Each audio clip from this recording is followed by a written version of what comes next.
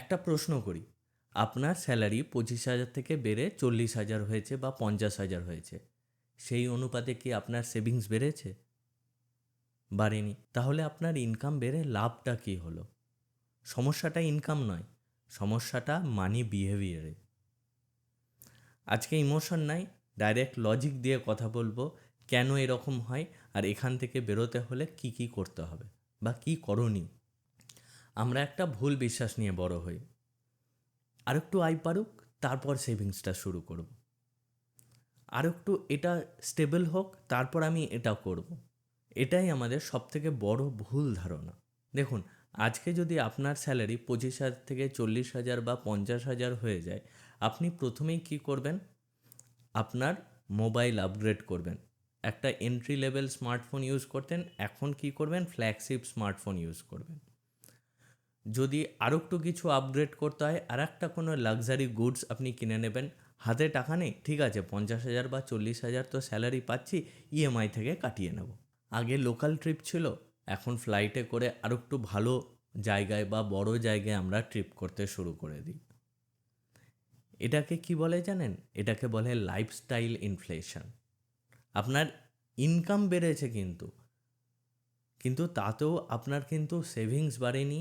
আপনার কি বেড়েছে? আপনার খরচ বেড়ে গেছে। আপনি আপনার অজান্তে খরচগুলো বাড়িয়ে ফেলেছেন। আমাদের ব্রেন কি জানেন? আমাদের যখন স্যালারি বা ইনকাম বাড়তে থাকে, আমরা এটা ডিজার্ভ করি, এটা আমাদের ব্রেন মেনে নেয়। তারপরে কি হয়? রিওয়ার্ড কালচার শুরু। এই ফোন আপগ্রেড করা, ইএমআইতে নতুন জিনিস নেওয়া, আরও কি করি? সাবস্ক্রিপশন বেসড কিছু প্ল্যাটফর্ম আমরা রিচার্জ করতে শুরু করি। আমরা যত খরচের জায়গা, হ্যাঁ আমি তো এতদিন পাইনি, এবার আমি ভোগ করব, এই বলে আপনারা বা আমরা শুরু করে ফেলি। কিন্তু এটার যে কতটা ক্ষতি সেগুলো আমরা কিন্তু ভেবেও দেখি না। আজকে আমরা বুঝতে পারবো না, কিন্তু একটা পিরিয়ডের পর তখন আমরা রিয়েলাইজ করব যে এইগুলো এসেনশিয়াল ছিল না, কিন্তু এসেনশিয়াল যেগুলো ছিল সেগুলো আমরা করে উঠতে পারিনি। আমরা তখন এই সাময়িক ভোগের দিকে এগিয়ে চলেছি। এটা কি হচ্ছে? আমি এখন ভালো আছি, কিন্তু ভেতর থেকে কিন্তু ফ্র্যাজাইল। আমি স্ট্যাটাস দেখাতে ব্যস্ত, আমার এটা আছে, আমার ওটা আছে, কিন্তু একটা যদি এমার্জেন্সি আসে সেটা সামলানোর ক্ষমতা আমার নেই। এটা ঠিক নয়। কারণ কি? আপনার এমার্জেন্সি ফান্ড নেই, আপনার ইন্স্যুরেন্স নেই, আপনি এখনও ইনভেস্টমেন্ট স্টার্ট করেননি বা ইনভেস্টমেন্টকে প্রপারভাবে নিয়ে যাননি, ক্রেডিট কার্ড ডিউ আছে। আপনি এখন ভালো আছেন, কিন্তু ভেতর থেকে কিন্তু আপনি একেবারে ভেঙে পড়েছেন, সেটা আপনারই অজান্তে। কারণগুলো হচ্ছে আপনার এমার্জেন্সি ফান্ড নেই। হঠাৎ করে একটা এমার্জেন্সি চলে এলো, সেটাকে সামলানোর মতো ক্ষমতা বা তখন টাকার কিন্তু আপনার যে দরকার সেটা আপনার কাছে নেই। আপনার কোনো সেভিংস সেই অর্থে নেই, আপনি পুরোটাই লাইফস্টাইল আপগ্রেডের দিকে খরচ করে ফেলেছেন। আপনার কোনো ইনভেস্টমেন্ট নেই, আমাদের হেলথ ইন্স্যুরেন্স নেই, আমাদের টার্ম ইন্স্যুরেন্স নেই। দেখুন, আজকে আমরা যেভাবে চলি বা আমরা যেভাবে চলছি, তাতে আমরা বা আমাদের আত্মীয় স্বজন প্রত্যেকেই কিন্তু মেডিসিনের ওপর একটা সময়ের পর নির্ভরশীল হতে হবে।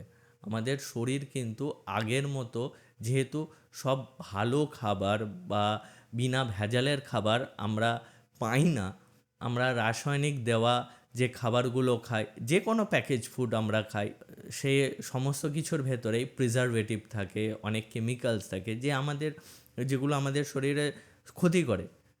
আমরা জেনেও সেগুলো কিন্তু কনজিউম করছি। এর ফলে আমাদের শরীর কিন্তু অনেক সহজভঙ্গুর হয়ে পড়ছে। আমাদের একটা সময়ের পর আমাদের মেডিসিন খেতেই হবে, আমাদের ডাক্তারের কাছে যেতেই হবে, কিন্তু আমাদের কাছে লাইফস্টাইলটাকে বাড়িয়ে দেখানো, স্ট্যাটাস বাড়ানোটা বেশি ইম্পর্ট্যান্ট হেলথের থেকে। এটা কি ঠিক? এটা ঠিক না। আমরা রেস্টুরেন্ট বারবার চলে যাচ্ছি, আগে হয়তো মাসে একবার যেতাম, এখন সপ্তাহে একবার যাচ্ছি। আমাদের ক্রেডিট কার্ডের দেখা গেল ক্রেডিট কার্ড ইউজ আমাদের অনেক বেশি হয়ে গেছে। আমাদের যা ক্ষমতা, ক্রেডিট কার্ড এসে সেই ক্ষমতা বাড়িয়ে দিয়েছে, আর আমরা খুব অজান্তেই সেই ক্রেডিট কার্ড তো আছে, আমরা খরচা করে ফেলি না কেন? আমরা শপিং করে ফেলছি ক্রেডিট কার্ড দিয়ে। পরে যখন ক্রেডিট কার্ডের অ্যামাউন্ট ডিউ হয়ে আসছে, সেগুলো দেখছি আমাদের দৈনন্দিন খরচা চালানোর পরে যে টাকাটা বেঁচে থাকবে তার থেকে অনেক বেশি। তাহলে ঠিক আছে না, আমি এখন আপাতত একটা টাকা মিনিমাম অ্যামাউন্ট দিয়ে দিই, পরে আমি ইএমআইতে বাকি টাকা দিয়ে দেবো। আপনার কি জানা আছে আপনি যে ক্রেডিট কার্ডটা ইউজ করছেন তার এই ইএমআইতে কনভার্ট হলে আপনার ইন্টারেস্ট চার্জ কত হয়? যে কোনো ইনস্ট্রুমেন্টের থেকে ক্রেডিট কার্ডের ইএমআইয়ের ইন্টারেস্ট চার্জ সব থেকে বেশি, 48 থেকে 50% হয়। আমরা ভেবেও দেখি না, নিয়ে তো নি, আমার কাছে এক্সট্রা টাকা আছে, কাজ করে তো ফেলি। এই মানে লাইফস্টাইল আমরা ইনফ্লেশন করতে গেলে আমরা বেসিক যে নিডসগুলো আছে সেগুলোর ক্ষেত্রে খামতি এনে ফেলি। এই অবস্থাকে বলে হাই ইনকাম লো স্টেবিলিটি। অর্থাৎ ইনকাম আমার যতই থাকুক না কেন, আমার ভেতরে কিন্তু একটা প্রেশার আছে। আজকে যদি কোনো এমার্জেন্সি চলে আসে, আজকে যদি এটা হয়ে যায়, আজকে যদি ওটা হয়ে যায়, তখন সেটাকে সামলানোর কিছু নেই। কারণ আমরা ছোট থেকেই একটা ভুল ফর্মুলা বা ভুল ইকুয়েশন নিয়ে বড় হই। আমরা কি করি, ইনকাম আসার পর সেখান থেকে এক্সপেন্সেস বাদ দিই, তারপর আমরা সেভিংস করি। একদম ভুল। কারণ এক্সপেন্সেসের ওপর আমার কিন্তু কোনো কন্ট্রোল নেই। যতক্ষণ না ওটা মানে শেষ হচ্ছে আমার টাকাটা, ততক্ষণ আমি এক্সপেন্সেস করতে পারবো। তাই সঠিক ইকুয়েশন যেটা দাঁড়াচ্ছে, আগে ইনকাম যখনই আসলো আমাকে প্রথমেই সেখান থেকে সেভিংস বাদ দিতে হবে। ইনকাম মাইনাস সেভিংস, তারপরে যেটা থাকলো সেখান থেকে আমি এক্সপেন্স করব। তাতে কি হয়, তাতে আমাদের যেটা দাঁড়াবে যে আমাদের সেভিংসটা কিন্তু একটা পর্যাপ্ত পরিমাণে সঠিকভাবে প্রত্যেক মাসে সেটা আমার থেকে যাবে। তারপরে যে অবশিষ্ট অংশ, সেই অবশিষ্ট অংশ থেকে আমি খরচা করব। তাতে আমি নিজেকে আটকাতে পারবো যে আমার সেভিংস ঠিক থাকবে, আমার খরচা একটা জায়গায় গিয়ে শেষ হবে। একটা কি জানেন তো, আপনি নিজেকে যতক্ষণ পে না করছেন আপনার ফিউচার সিকিওর হবে না। হ্যাঁ, নিজেকে পে মানে সেটা এন্টারটেনমেন্ট কস্ট না, স্কিল আপগ্রেড হতে পারে, হেলথ আপগ্রেড হতে পারে, মাইন্ড শিফট হতে পারে। নিজেকে আপগ্রেড করুন, যাতে আপনি এখন 50,000 টাকা ইনকাম করছেন বা 40,000 টাকা ইনকাম করছেন, আমি এমন একটা কিছু করব যাতে আমার সেই ইনকামটা 40,000 থেকে 50,000 হয়, বা 50,000 থেকে 60,000 হোক, 70,000 হোক, 65,000 হোক, এরকম হয়। কেন বলুন তো, আমাদের ইনকাম বাড়লেও আমাদের সেভিংস বাড়ে না, আমরা কিছু জমাতে পারি না। আগে আমরা দেখতাম কি যে 25,000 টাকা দিয়ে সংসার চালাতে গিয়ে মাসের শেষে যে টাকা পড়ে থাকতো, এখন আমরা হয়তো 50,000 টাকা বা 40,000 টাকা ইনকাম করছি, তবুও দেখা যাচ্ছে মাসের শেষে গিয়ে ওই টাকাই থাকছে বা ওর থেকে কম থাকছে, ওর থেকে বাড়ছে না। এর মূলত 3টে কারণগুলো হচ্ছে, আপনার ফিনান্সিয়াল কোনো প্ল্যান নেই, আপনার ইমার্জেন্সি ফান্ড নেই, আপনার ফ্রিডম নিয়ে আপনি কিছু চিন্তাই করেন না, সারা জীবন আমি কাজ করেই যাব এবং আমি যেটুকু টাকা পাই ওই দিন আনতে দিন ফুরাই মতো করে আমি চালিয়ে যাব। আপনার ইমার্জেন্সি কুশন নেই, আপনার হঠাৎ করে যদি একটা ইমার্জেন্সি সিচুয়েশান আসলে সেটাকে সামলানোর মতো আপনার ক্ষমতা নেই, আপনার কোনো প্ল্যানিং নেই। দ্বিতীয়ত কি, আপনার ইনভেস্টমেন্ট প্ল্যানিং কিছু নেই। আপনার কাছে হয়তো কিছু টাকা সেভিংসে পড়ে আছে, কিন্তু ওটার সঠিকভাবে ইনভেস্টমেন্ট নেই বলে যখন ইনফ্লেশন হচ্ছে সেই সেভিংস থাকা সত্ত্বেও আপনার কিন্তু ওয়েলথ আস্তে আস্তে কমে যাচ্ছে।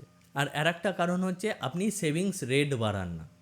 এটা কি, এটা হচ্ছে আপনার 25,000 থেকে 50,000 হয়ে গেল, কিন্তু আপনি প্রত্যেক মাসে 5%, 10% করে যেটুকু বাঁচছিল সেটুকুই রেখে দিচ্ছেন। আপনার যখন স্যালারি বাড়লো আপনি কি করছেন, ওই রেটেই থাক। কেন? আপনি চেষ্টা করুন না, আপনার যে টাকাটা আছে সেখান থেকে যখন আপনার ইনকাম বাড়লো আপনার সেভিংস রেটটাকে বাড়ান, তাহলে আপনার সেভিংস বাড়বে। আপনার সেভিংসটাকে ডাইভার্সিফাই করুন, ইনভেস্টমেন্টকে ডাইভার্সিফাই করুন, যাতে আরও মাল্টি সোর্স অফ ইনকাম তৈরি হয়, সেগুলোকে তৈরি করুন। তবে না আপনি এগোবেন, তবে না আপনি ইনফ্লেশনকে বিট করতে পারবেন, আপনি ওয়েলথ ক্রিয়েট করতে পারবেন। এই ট্র্যাপ থেকে বেরোনোর জন্য আপনার একটা লজিক্যাল সলিউশন দরকার। আর এই সলিউশনের জন্য আপনার ইমোশনটাকে এখন সাইডে রাখুন, আর একটা সিস্টেম তৈরি করুন। আপনার স্যালারি যখনই আসবে তার 24 আওয়ার্সের ভেতরে যেখানে যেখানে ইনভেস্ট করার সেখানে সেখানে অটোমেটিক ইনভেস্ট হয়ে যাবে। অটো ডেবিট বা এখন সব কিছুতেই অটোমেটিক সিস্টেম করা যায়, সেরকম অটোমেটিক কোনো যদি সিস্টেম থাকে সেই সিস্টেমের ভেতরে অটোমেটিক ইনভেস্ট করে দিন। যদি মনে হয় কি যে না আমার ইনভেস্টমেন্টের ডেট এখন আসেনি, তাহলে কি করব? আপনি একটা সেপারেট অ্যাকাউন্ট রাখুন যেখান থেকে শুধু আপনি ইনভেস্টমেন্ট করবেন, আর আপনার ইনকামের কমপক্ষে 20 থেকে 30% টাকা সেই অ্যাকাউন্টে ট্রান্সফার করে দেন। এটা অটো ডেবিট হয়ে যাবে, এর মধ্যে আপনার কোনো কন্ট্রোল নেই। আপনি যদি মনে করেন আজকে করব না, থাক 2 দিন পরে করব, আপনি কিন্তু করতে পারবেন না। তাই প্রথমেই যেটা করতে হবে সেটা হচ্ছে আপনার ইনকাম আসার সাথে সাথে 20 to 30% সেই অ্যাকাউন্টে ট্রান্সফার করে দিন। এরপর কি করবেন? এরপর যেটা করবেন সেটা হচ্ছে একটা ইমার্জেন্সি ফান্ড ক্রিয়েট করুন, যেখানে 6 মাসের দৈনন্দিন খরচের টাকা সেখানে জমানো থাকবে।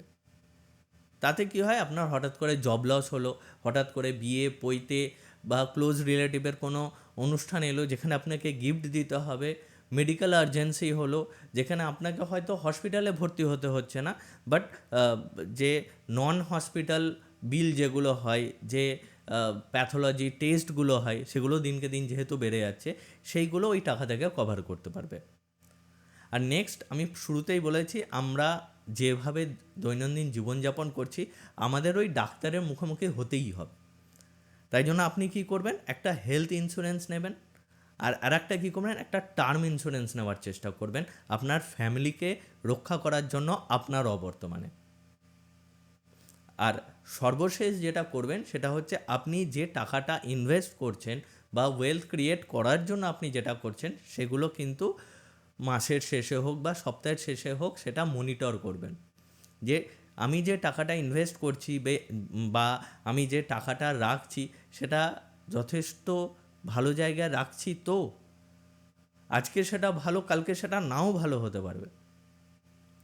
তাহলে আমি এটাকে মনিটর করা যে আমি যে টাকাটা ইনভেস্ট করছি বা আমি যেখানে ওয়েলথ ক্রিয়েট করার জন্য টাকাটা রাখছি সেটা সঠিক জায়গায় এখনও সঠিকভাবে আছে। তো উপর নিচ হতেই পারে, রোজই আপনার ইনভেস্টমেন্ট একদম লাফিয়ে লাফিয়ে বাড়বে এরকম কিন্তু নয়, কিন্তু একটা রিস্ক ফ্যাক্টর থেকেই যায়। থাকার পরেও তাও বলছি সেটা সঠিক জায়গায় আছে, তো সেটা একবার মিলিয়ে নেবেন। এই সমস্ত জিনিস আপনি যতক্ষণ না ট্র্যাক করছেন ততক্ষণ আপনি কিন্তু নিজেকে আপগ্রেড করতে পারছেন না বা গ্রো করতে পারছেন না। তাই অবশ্যই এগুলো মেনে চলার চেষ্টা করুন। আপনি কি সত্যিই গ্রো করছেন, না আপনার ইনকাম বাড়ার সাথে সাথে আপনার এক্সপেন্সেসও সাইলেন্টলি বাড়তে থাকছে? রিচ পিপল যারা হয় না, তারা ইনকাম বাড়ার সঙ্গে সঙ্গে অ্যাসেট বাড়ায়। সেই অ্যাসেটগুলো যেগুলো আবার নতুন করে ইনকাম জেনারেট করার ক্ষমতা থাকে। আর আমরা মিডিল ক্লাস যারা আছি তারা কি করি, ইনকাম বাড়লো ইএমআই বাড়িয়ে ফেলি, আমরা খরচ আরও বাড়িয়ে ফেলি, আমরা লাইবিলিটি আরও বাড়িয়ে ফেলি, যেখান থেকে ইনকাম জেনারেট হচ্ছে না, যেখান থেকে আমাদের ওভারঅল নিজেদের আপগ্রেডেশন হচ্ছে না, লাইফস্টাইল আপগ্রেড হচ্ছে সোশ্যাল মিডিয়াতে ফটো তুলে দেখানোর জন্য। এর বেশি কিছু না। কিন্তু একটা জিনিস সাময়িক শান্তি দেয়, এই সব জিনিস খুব সাময়িক স্বস্তি দেয়, লং টার্মে স্বস্তি দেয় না। এগুলোর উপর খরচা করে লাভটা কি? একটু ডিফারেন্ট মাইন্ডসেটে নিজেদের দেখার চেষ্টা করুন, দেখবেন অনেক কিছু চেঞ্জ হয়ে যাচ্ছে, অনেক কিছু নিজেদের ভালোর জন্য আমরা চেঞ্জ করতে পারছি, নিজেদেরকে আপগ্রেড করতে পারছি। স্যালারি আপনাকে ফ্রিডম দেবে না, সেভিংস রেট দেবে। আপনি সেভিংস রেট যত বাড়াতে পারবেন, ইনকাম সোর্স যত বাড়াতে পারবেন, তত আপনার লাইফস্টাইল ইমপ্রুভ হবে, তখনই ইমপ্রুভ হবে। এই সোশ্যাল মিডিয়াতে দেখানোর জন্য ইমপ্রুভ হবে না। কিন্তু তাই আজকে একটা সিদ্ধান্ত নিন যে আজ নেক্সট আমার যখন ইনকাম আমার কাছে আসবে, শুরুতেই আমি 20 থেকে 30% আলাদা ফান্ডে সরিয়ে রাখবো বা আলাদা অ্যাকাউন্টে সরিয়ে রাখবো, বা যেখানে আমি ইনভেস্ট করি সেখানে সরিয়ে রাখবো, যাতে আমার এক্সপেন্সেস বেশি হয়ে গেলে আমার সেভিংস কমে যাবে, এরকম যেন না হয়। প্রত্যেক মাসে একটা ফিক্সড পার্সেন্টেজ দেখুন, হিসাব করুন যে ওটা প্রত্যেক মাসে আমি সরাবো, ওটা আগে সরাবো, তারপর অন্য কিছুতে যাব। তবেই দেখবেন নিজেকে একটা অন্য জায়গায়, অন্য লেভেলে নিয়ে যেতে পারবেন। কমেন্ট করে আমাকে জানান যে আপনাদের এখন সেভিংস রেট কত, আর আপনি কত করতে চাইবেন আগামী দিনে। আর এই ভিডিওটা যদি লজিক্যাল মনে হয়, যদি একটুও কারো হেল্প করে থাকে, যারা এই ধরনের ভিডিও খুঁজছে বা যাদের লাইফস্টাইল, ইনকাম বাড়ার সাথে সাথে লাইফস্টাইল বাড়ছে বাট সেভিংস একদম বাড়ছে না, তাদেরকে শেয়ার করুন। তারাও যেন একটু চিন্তা করে একটু নিজেদের লাইফে স্টেবিলিটি আনতে পারে, নিজেদের ইমপ্রুভ করতে পারে। ধন্যবাদ।